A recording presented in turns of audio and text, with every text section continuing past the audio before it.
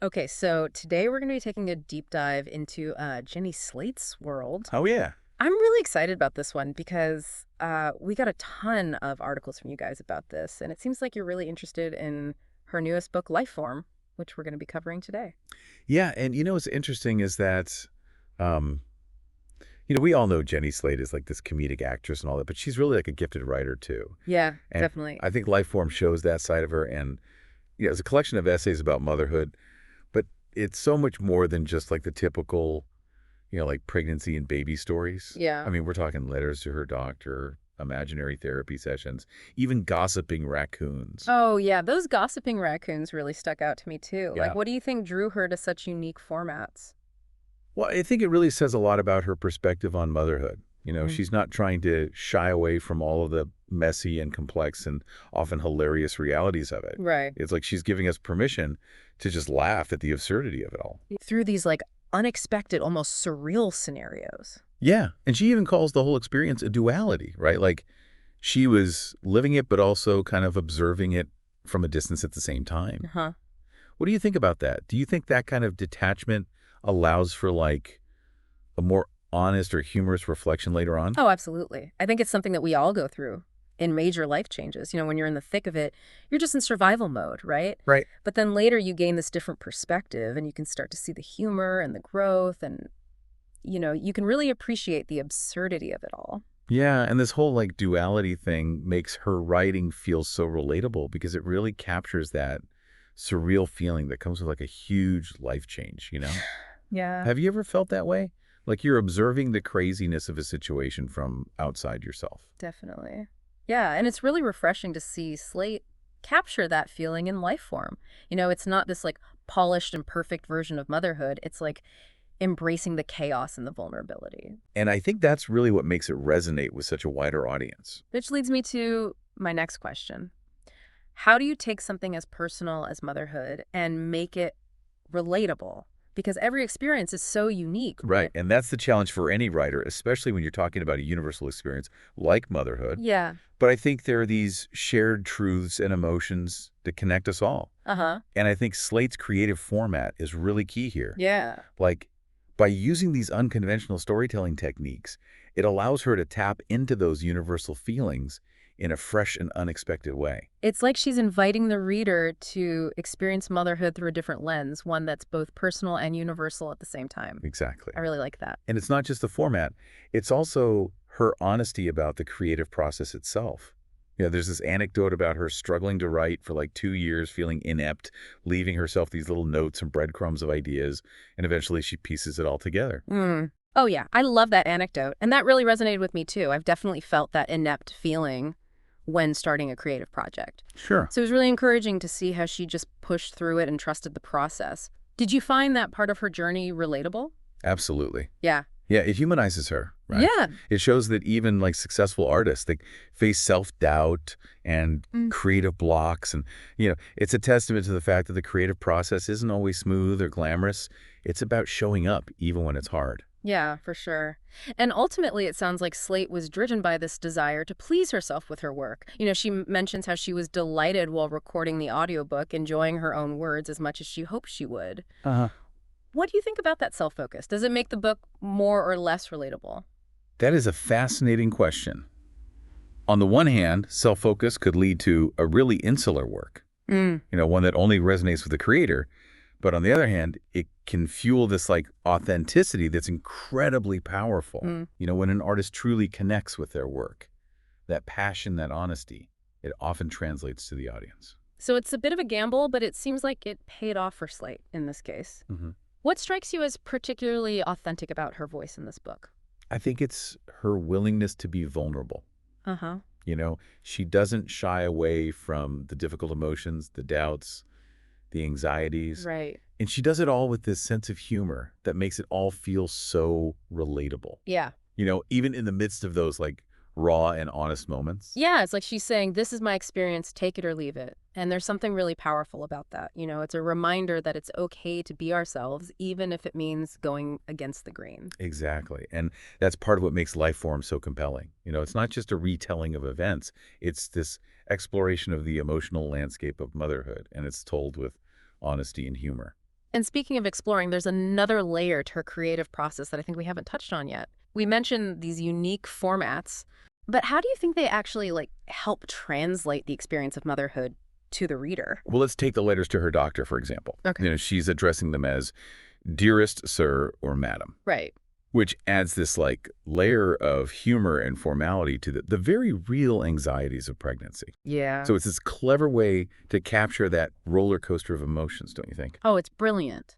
And the fact that she chose to include these letters in the book, just speaks to her willingness to experiment, to play with form and structure. Yeah. It's not a traditional linear narrative. It's more like a collage of thoughts and feelings and observations, and they're all pieced together to create this more complete picture of motherhood. Yeah, and not just the pretty parts, right? It's the messy, confusing, and often hilarious parts, too, like those gossiping raccoons. They're Yeah. not just a random quirky detail.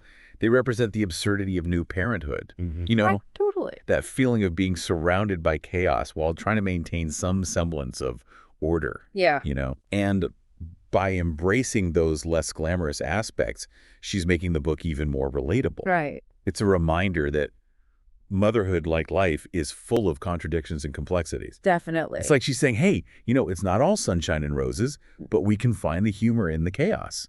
And that's what I think is so appealing about her writing. Mhm. She's not afraid to be real, to show the good, the bad, and the downright hilarious. Yeah, that's a great point. And it brings us back to that idea of duality we were talking about earlier. It's not just a one-time feeling. It seems like a recurring theme throughout the book. Oh, for sure. Yeah. She's grappling with this massive shift in her identity while it's happening in real time. Yeah. Remember, she was writing these essays while she was still in the throes of early motherhood. It's not like some carefully curated reflection after the fact. Right. It's raw, it's honest, and it's even contradictory at times. Yeah, one minute she's celebrating the joys of motherhood and the next she's wrestling with all these anxieties. That's got to be a tough balancing act to pull off while you're living it. It certainly is. It really makes you think about the role of writing in processing these complex emotions. Yeah. Is it the act of putting words to our experiences that helps us make sense of them? It's like we're creating a narrative out of the chaos, finding meaning and connections that might not be obvious in the moment.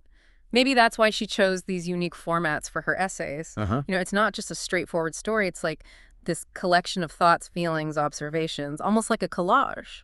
Exactly. Yeah. And each format allows her to explore these different facets of motherhood.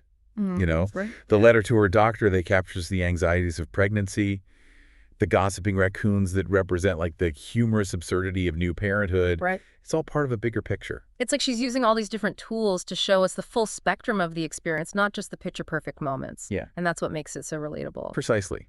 And by showcasing those less glamorous aspects, she normalizes them. It's a reminder that motherhood, like life, is messy, unpredictable, and often hilarious. Okay, but here's the big question. How does she translate something so personal into a work that resonates with a wider audience? Yeah. Because at the end of the day, it's still her specific experience, right? That's the magic of good writing, isn't it? To tap into those universal truths and emotions through personal experience. Mm-hmm. It's like that saying, the more specific you are, the more universal you become. Yeah, that makes total sense. And I think that's exactly what Slate does in Lifeform. She shares her own unique journey, but in a way that illuminates the shared humanity of the experience. Yeah. It's not just about being a mother, it's about being human. Exactly. And that's what makes Lifeform such a powerful and thought-provoking book. It's more than just a memoir. It's a conversation starter, a way to connect with others and explore the complexities of the human experience, whether you're a parent or not. It's about finding those common threads that connect us all, even in our most personal and seemingly unique moments. And speaking of personal journeys, let's talk about Slate's creative process for a moment. Remember that anecdote about her struggling to write for 2 years? Oh, yeah, absolutely. The one where she felt inept, but left herself little notes and breadcrumbs of ideas. Yeah. It's a perfect example of how even experienced writers face creative blocks and self-doubt. For sure. And it also shows her resilience. She didn't give up even when it felt impossible. Yeah. Instead, she trusted the process even when it felt messy and fragmented, like piecing together a puzzle one tiny piece at a time. Uh-huh. And eventually those pieces formed a coherent picture. Oh, right. It speaks to the power of perseverance and the importance of honoring our own creative rhythms. Mhm. Sometimes the best ideas come to us in unexpected ways, and it's up to us to recognize and nurture them. That's such an important reminder, especially for anyone who's ever felt stuck or discouraged in their own creative endeavors. Yeah, It's okay to take our time, experiment, and trust that the right ideas will come eventually. absolutely. And it's also a reminder that our personal experiences, no matter how messy or seemingly insignificant, can be a source of creative inspiration. Hmm. Who knows, maybe those experiences can even connect with others in ways we never imagined. And that brings us to another fascinating aspect of Slate's approach, her self-focus. Remember how she said that the person she most wants to please with her work is herself? Yes, that's such an interesting statement. Yeah. It makes you wonder how that self-focus impacts her writing and resonates with readers. Right. On the one hand, it could be seen as self-indulgent or even narcissistic. But on the other hand, it could also be a source of strength and authenticity. It's like she's saying, this is my story, and I'm going to tell it in my own way without apology. And there's something really powerful about that, especially in a world where we're constantly bombarded with messages about how we should be and what we should think. It's a reminder that it's okay to be ourselves, even if it means going against the grain. And sometimes the most powerful stories are the ones that are told from the heart without any pretense or filter. But does Slate's self-focus make her work more or less relatable? What are your thoughts on that? I think it's tough to say, some people might find her honesty and vulnerability really endearing, while others might find it a little off-putting. Yeah, It probably just depends on the reader and their own experiences. that's true. Not every piece of art is meant to resonate with everyone, right?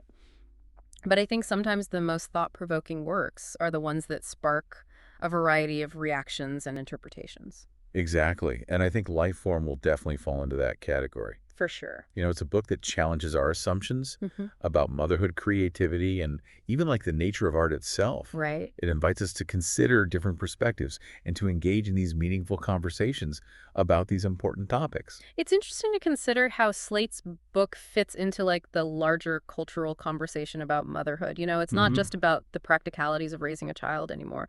We're seeing more and more honest and nuanced portrayals of like the emotional and even spiritual transformation that comes with it. Oh, absolutely. There's been a real shift away from those like idealized, picture-perfect images of motherhood towards a more realistic and relatable representation. Mm-hmm. And I think that's a positive development. Yeah, definitely, because it allows women to feel seen and heard in their experiences without judgment or shame. Right. It also creates space for more diverse narratives about motherhood because, let's face it, not every woman's experience is the same. Exactly. And that's what makes Slate's books so valuable. Mm. It's just one perspective, but it's so honest and unfiltered that it opens up the conversation for others to share their own truths.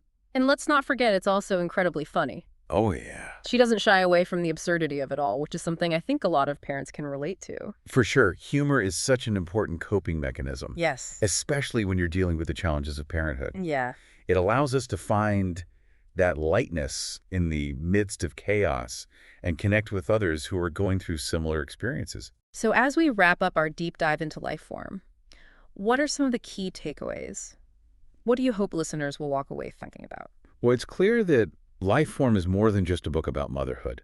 Uh-huh. It's about navigating these major life transitions, finding your voice, and connecting with others through shared human experiences. Yeah. It's about that messy, beautiful complexity of life, the joy, the sorrow, the love, the loss, and finding meaning in the midst of it all. It's about embracing the duality of those experiences, the light and the shadow, and recognizing that it's all part of the journey. Exactly. And I think Lifeform is a book that will stay with you long after you finish reading it. Yeah. It's a conversation starter, a source of inspiration, and a reminder to embrace the messiness and beauty of our own lives. I love that.